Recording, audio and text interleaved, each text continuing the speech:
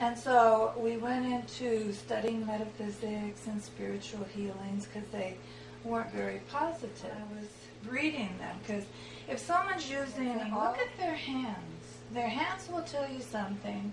Not by so much the lines.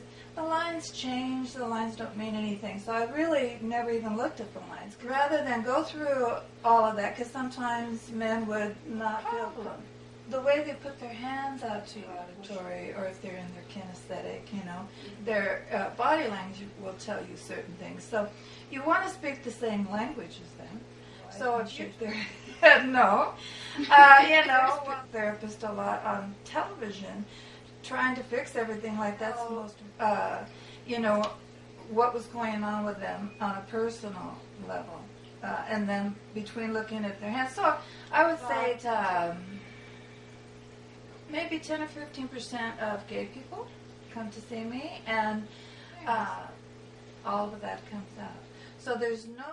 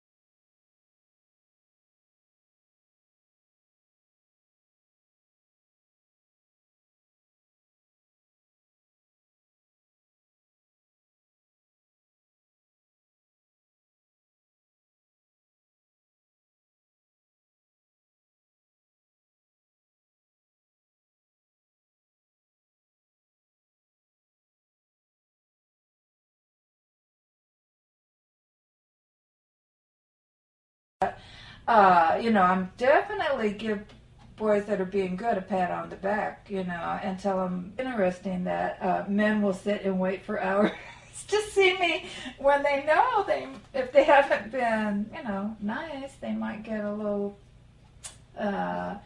opinion that's not complimentary. What is your function as a psychic? So that you will get through it. Oh, yeah. You will get through it. That you will be happy again.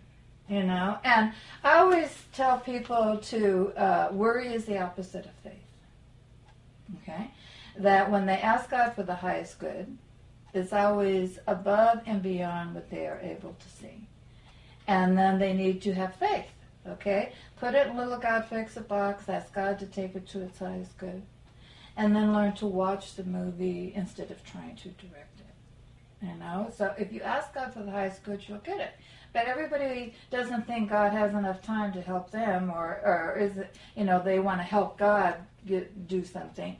But really, if you just ask for the highest good, doors will open. Things will come to you. And I start saying I deserve instead of I want. So the message is really that you'll get through whatever the bad time is. And there's a way to get through it,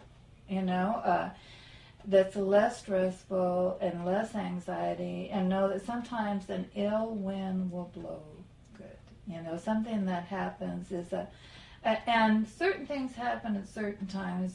And when you look at astrology, and it makes you know that this problem isn't going to last forever, that there are ways to get through it, because you're watching. Like on my astrology chart, I have a bi-wheel, and it shows me that whatever the problems is, the majority of the time, you're going to get through them. They're not going to last forever, okay? And also, to have a little faith, that people work too hard at trying to make things be a certain way. Destiny. Faith more, there is a destiny. I truly do believe that you have a gift in a certain way. I really can't spell as subtract or multiply. I'm not good with normal things, but I'm really good with, I used to get A's with public speaking and drama.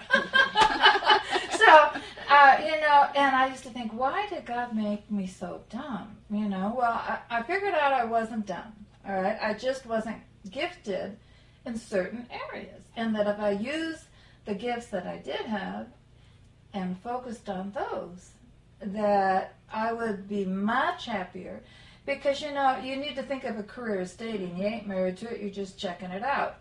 And if it steals your heart, then it's your career. Until then, you're just dating, right? And so... Okay, I like that. Yeah. And so it's just as important to know what you don't want as what you do want. So, and that, how do you find out what you don't want? You try it.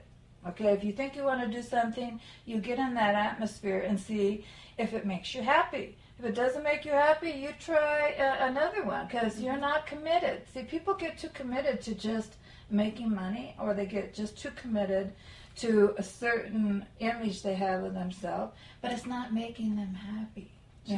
Taking life and taking the jobs like you are dating until you found the right one. Yes. You're just checking it out. You're just checking it out, But see, I raised like 38 foster kids, 3 kids of my own, 4 step-kids. I've had 3 husbands, so what I really loved was helping these children who, a lot of the girls had been molested by their own father and stuff, So I helped them, 38 of them, and I was happy doing that. It wasn't work to me. It was like my heart was in it. Then I went to do modeling, and it was so cold. This is when I was skinny, not now, but years ago.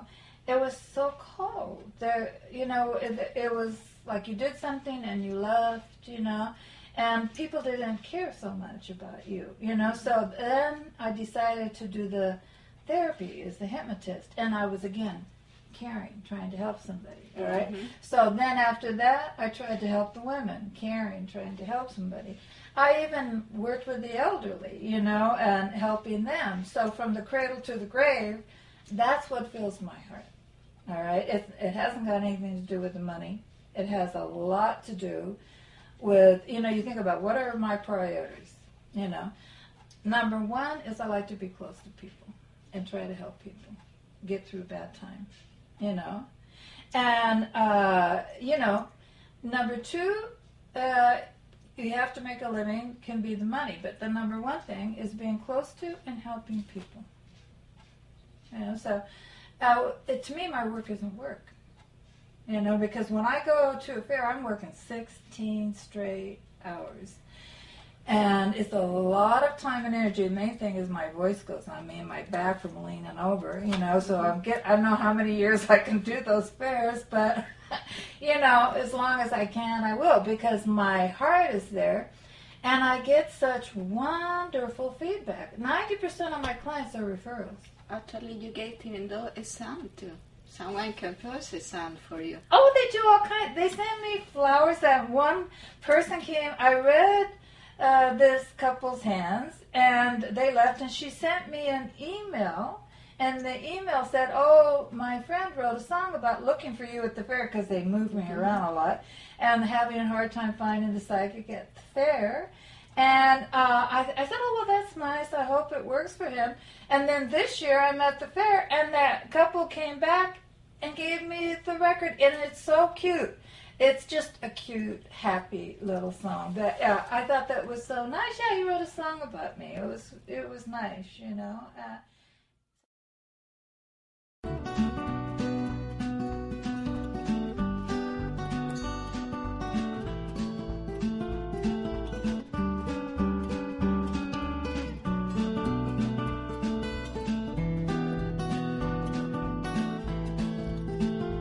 They walked arm in arm, past the crowd in line, by the Ferris wheel, and daredevil rides, past the goats and giant mare, couples holding teddy bears, but the fortune teller was hard to find.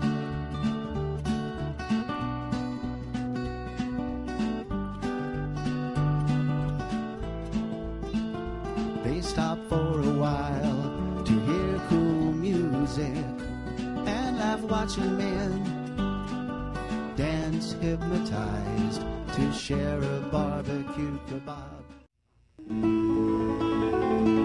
We force ourselves too much, get too much, and we forget just being.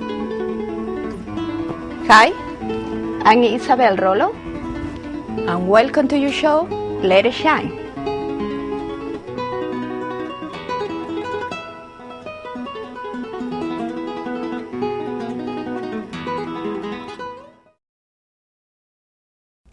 Hello, welcome to Let It Shine show. Today is with us Linda Jasso. Hello, Linda. Hello, Isabella. Welcome to Let It Shine show. Well, thank you so much. I appreciate you having me here. It's a pleasure. And for the people that they don't know you, who is Linda Jasso? Well, I'm the fair psychic at the Orange County Fair. And I've been there for 10 years, so that's what I do. But I really consider myself to be more of a spiritual guide for people in relationships. So, and I read the people, and I write also, you know. You write this book that is called? It's a little risque. It's called No Pissing in the Pool of Consciousness. The Good, the Bad, and the Funny Facts of Life. Spiritual guide for relationships for people. So you are a psychic and you wrote a book tell me about your book. Because I see in the book here, if I open the book, they have different chapters or there are pages. What it is through the years, I've been there 10 years at the Orange County Fair. And through the years... Okay. We're going to have to start over. Yeah. Because that one is Yes, shining. a little bit of turn to the right. Like this? Oh, perfect. Oh, wow. Sorry, you have to start that section over. Okay, good. So I asking again, then Yeah. we can do editing. Today is with us Linda Jasso. Welcome, Linda. Thank you very much. Welcome to Let It Shine Show. Thank you. And for the people in Let It Shine Show that they don't know who is Linda Jasso, who is Linda Jasso? Well, I'm the psychic at the Orange County Fair, and I've been there for 10 years. And I have been seeing many, many people with problems.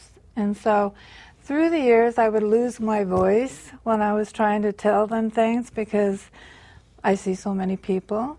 And so they inspired me to write little papers because they would say that they wish they had recorded what I said.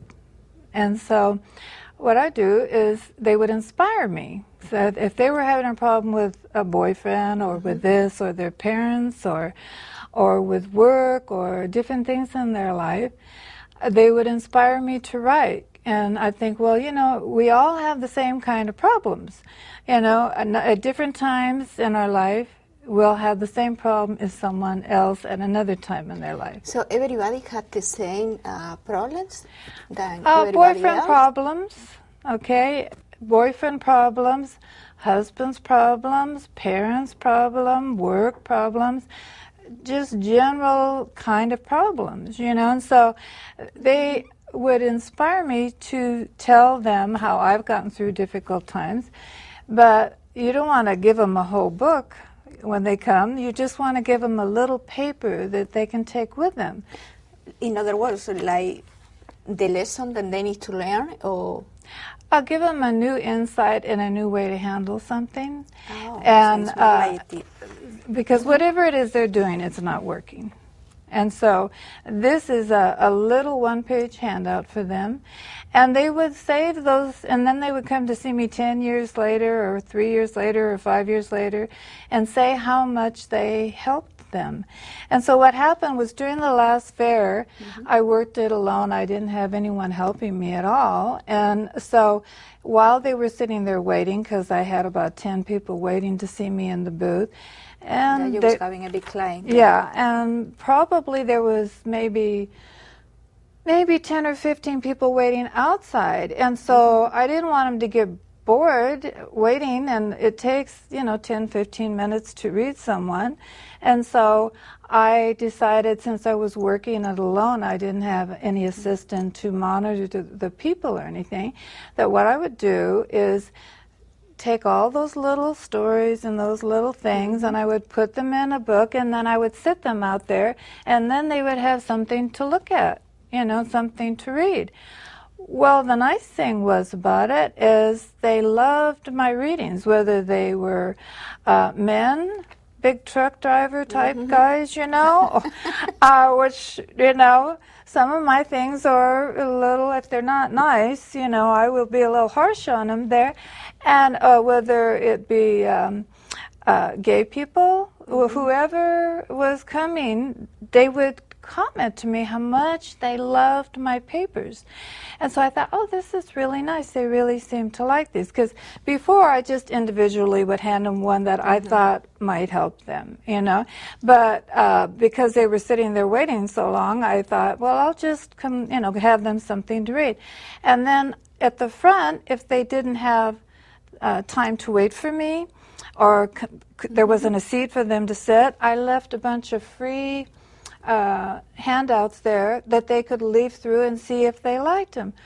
Well, I was amazed before the fair was over that I started getting emails from people who, I got this one really nice one that really made me think I have to write the book, because this very nice girl sent me this beautiful email saying that she was sorry that she couldn't wait to see me because the lines were so long, but that she had picked up some of my flyers and taken them with her, and that for the first time in her life, she felt good about herself. And you remember which one was in the book? Yeah, I think it was the first. It was the one. Well, she took a bunch of them. Okay, different ones. But the one I think that she was the one referring. that they make click.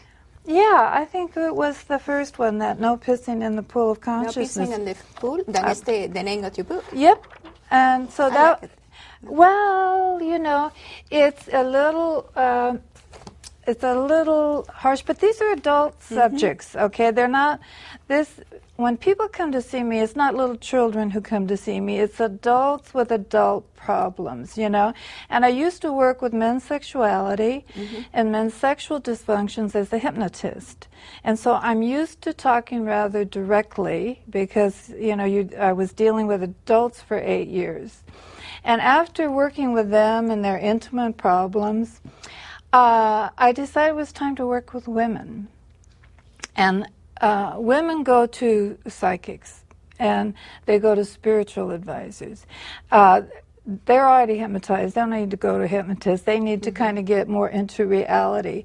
And there's an absolute epidemic of beautiful, beautiful women here in Orange County that can't seem to get a date, or they'll go with a guy for 2 or 3 years, and then they're brokenhearted because he won't make a commitment.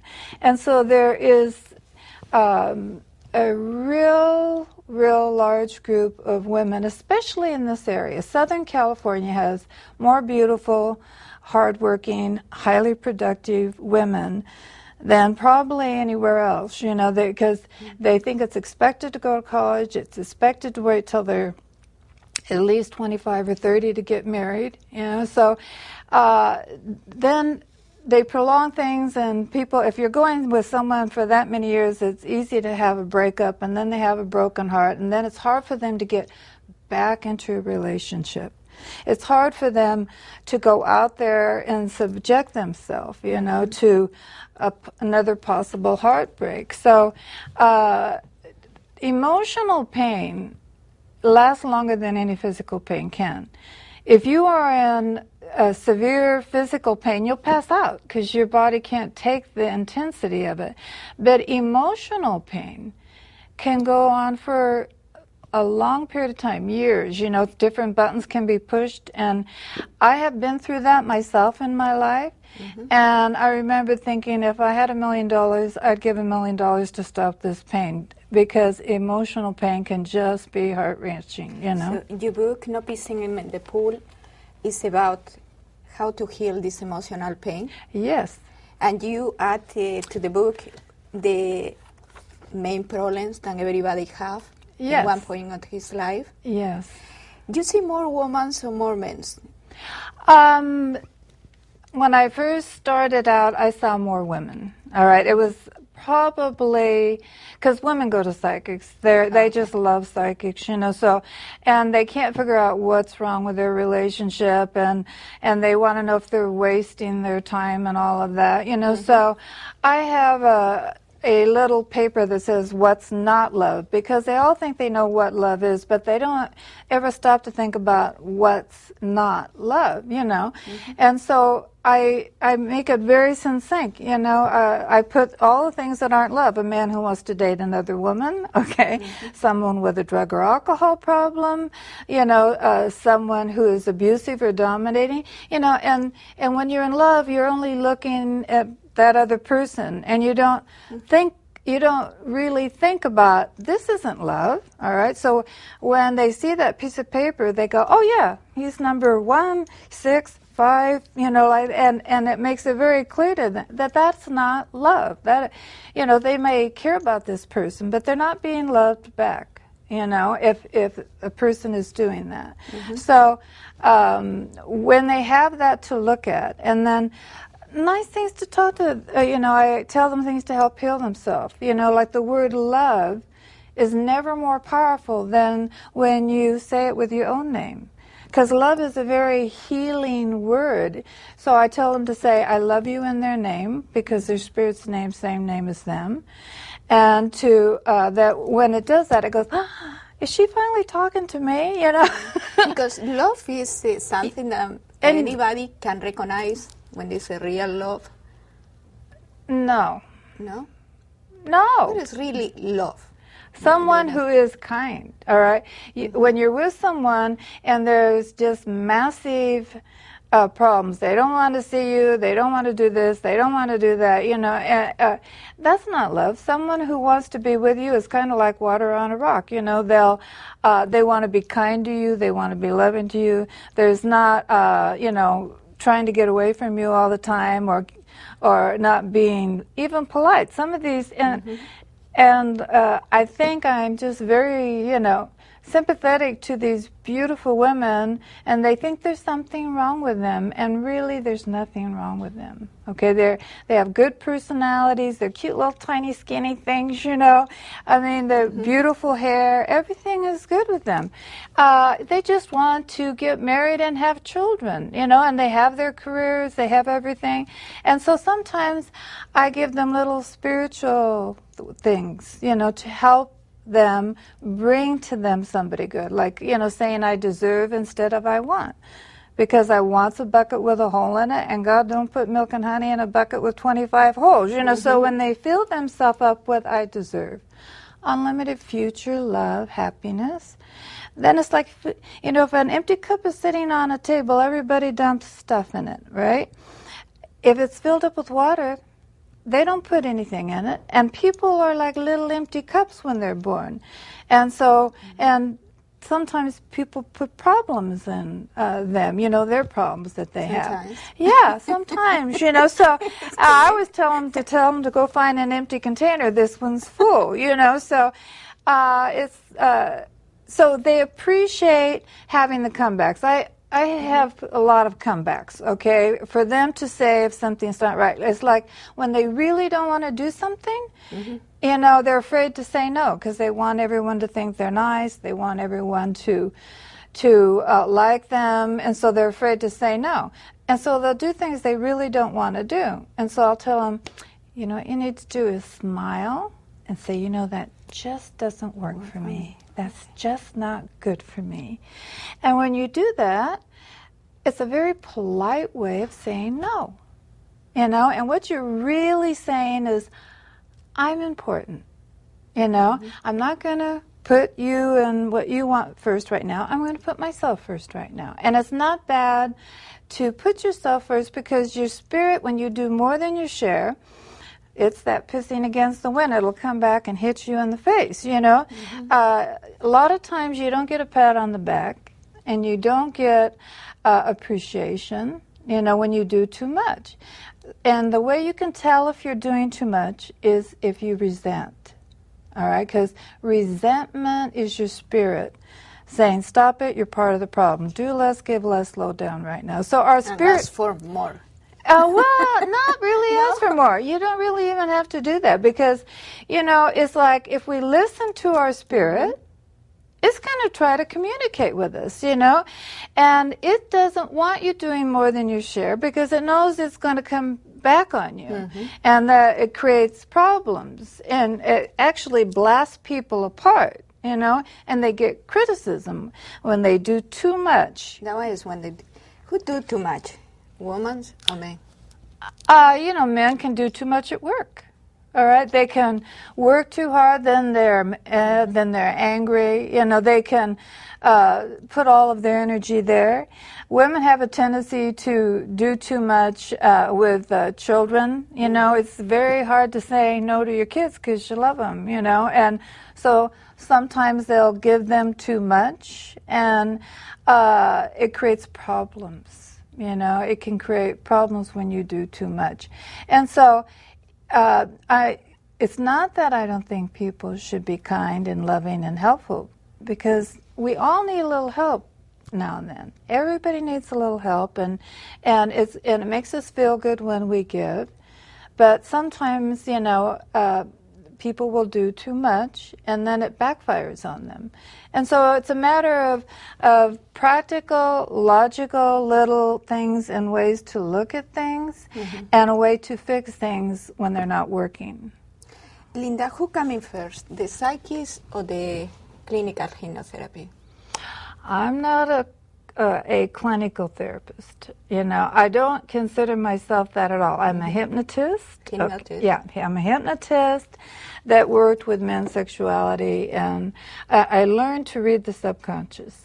All right. If they were blocked in their visual, their auditory, their kinesthetic, I studied neurolinguistic programming, so I could see where the block was, because there's a mental causation for every intimate problem, and there's also one for every sexual dysfunction, you know. So, and through those 8 years, I learned what the mental causation was for different sexual dysfunctions that men had. And there's an absolute correlation to that, because you can't see that many men and not realize that linguistically they would say the same words as another person with the same problem, and this equals this equals this. Well, you know, you see that you could fix someone's intimate sexual dysfunctions, but that wouldn't fix their life. You know, I remember one time I was working with a man who had I don't know, I should say it on air, so I won't, a sexual dysfunction, and I fixed the sexual dysfunction, and then his wife left him. And he had said when he called, "Do you guarantee your work?" You know, and I said, "Well, you know, usually people who ask that question have this particular